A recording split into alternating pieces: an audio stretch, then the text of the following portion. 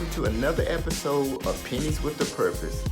I am your host, Willie Mullins, and today I want to talk about something that I wish my parents had talked to me about when I was growing up, and that is preparing to move out. I didn't get the conversation, I kind of had to learn on my own, and I wanted to just kind of cover that and maybe hope that it would inspire some parents to maybe talk to their high schoolers or their children before they get ready to get out of college, or even if you're a little older, maybe considering moving out of your own. Just want to give you a couple things to think about. So let me put out a disclaimer.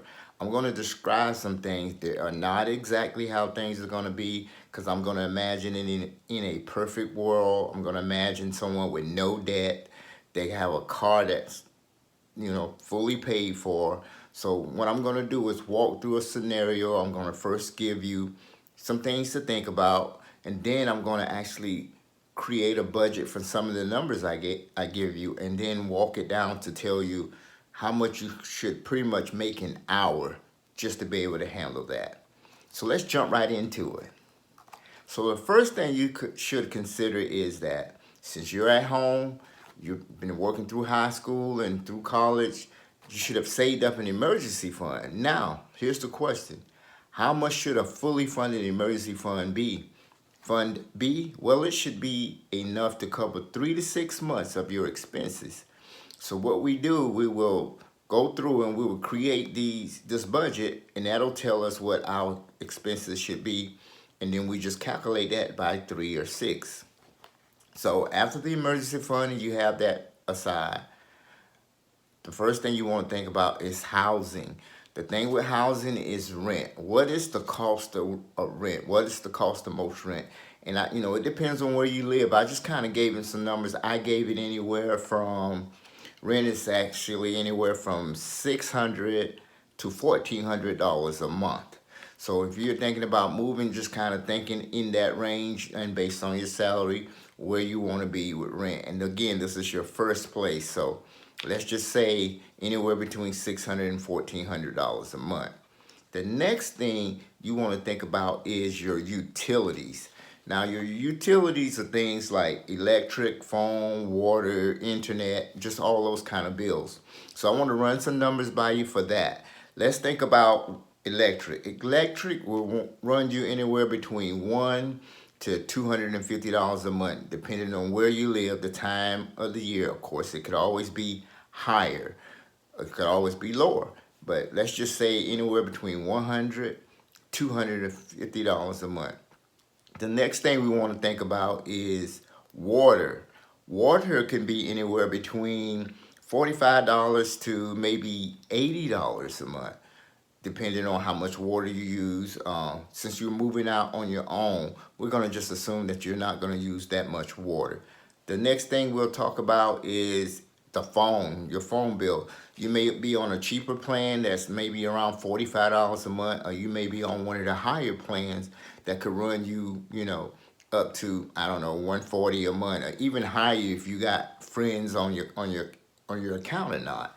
So phones is another thing you should consider, like we said, anywhere from $45 to $140, $150. And last but not least, for utilities, I want to talk about internet. In today's world, it's like you almost have to have internet, because that's how you kind of stay in contact with the world. Now, some people, you may get away with not having internet because you use everything on your phone. And some people say, I got internet, I got streaming channels. So the price I put for internet is anywhere from $55 up to another $150 a month. So that's what we should consider for utilities. The next thing I want to say to consider is, let's think about what food is going to cost. So the first thing when it comes to food, let's think about groceries. Now, groceries can range based on how you shop, how you eat, how much you eat at home, or how much you eat out. So let's just go through groceries. Groceries can be anywhere from $50 a week to $150 a week. Again, depends on how much you eat, how much you do at home versus eating out. So just for your grocery, you were thinking possibly $50 a week to $150 a week. And that also brings into consideration of restaurants. How often do you eat out?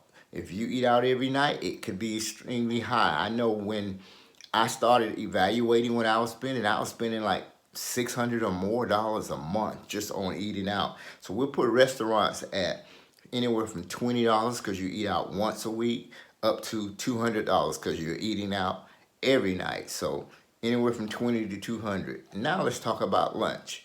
The good thing about lunch, you may consider that as part of your grocery bill, or you can just buy lunch. So if it's part of your grocery bill and you drink water every day, then lunch could be $0. But if you buy lunch, it could be up to $100 a week or even more depending on how much you eat for lunch and how often you eat out. So those are a couple of things to consider for food. Then once you feed yourself and you eat, the next thing you want to think about is your transportation, how you get to work.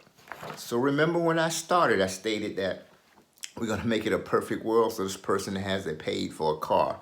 I'm going to give you some prices in case you have a car payment, but when I do the budget, there won't be a car payment because we're going to assume that this person has paid for a car. So the one thing you need to think about is you got to get back and forth to work every day. And then the other thing is on Sundays, you want to go to mom's house to eat. So you got to have gas.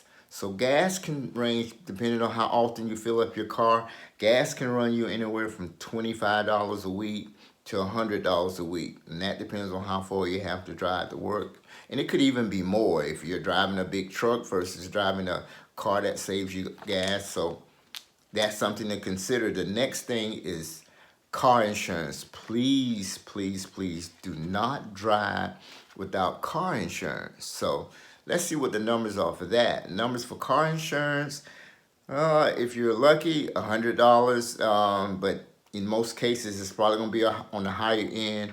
For now, for this, I have $300. I've seen it even higher. So car insurance anywhere from $100 to $300, and that's per month.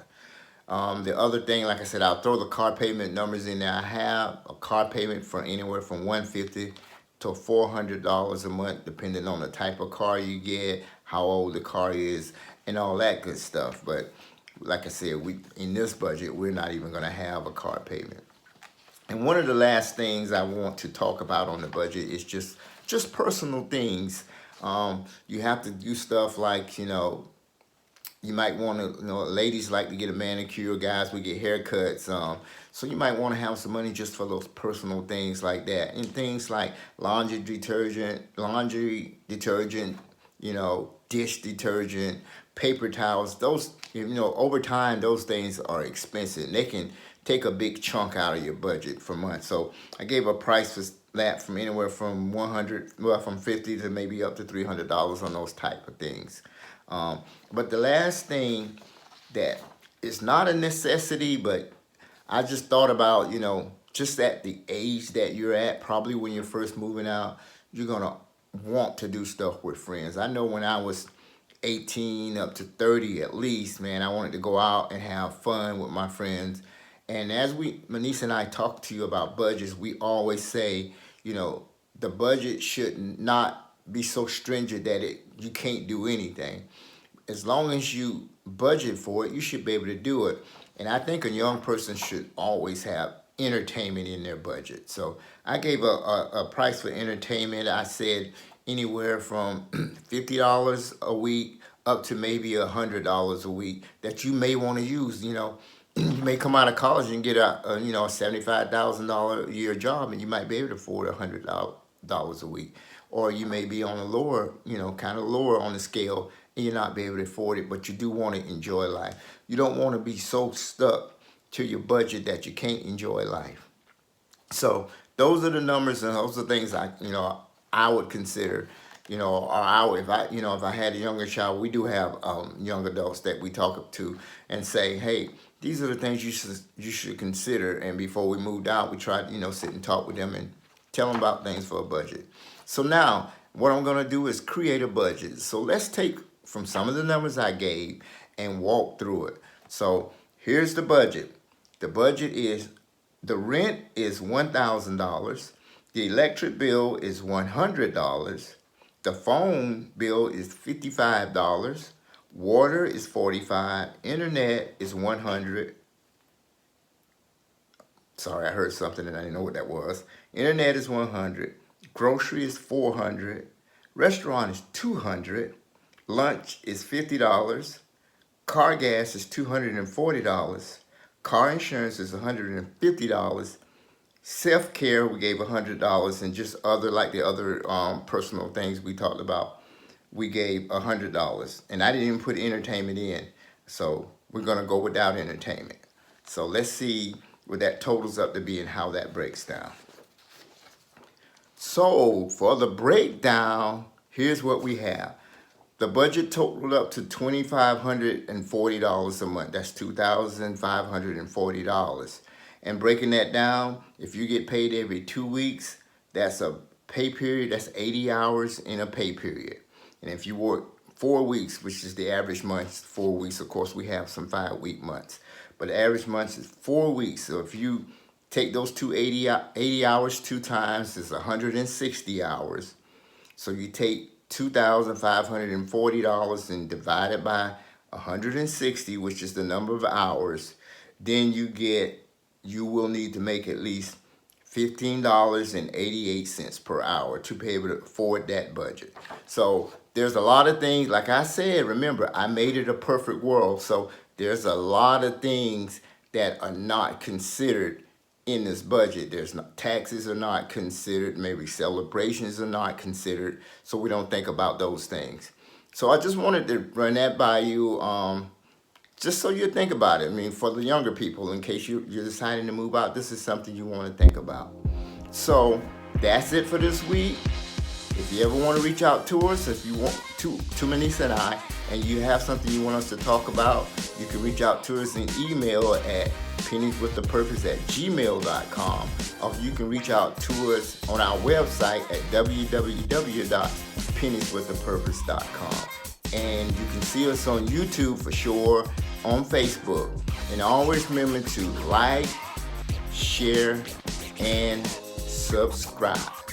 So, as we always say when we're leaving, if you do not tell your money where to go, you will always wonder where it went.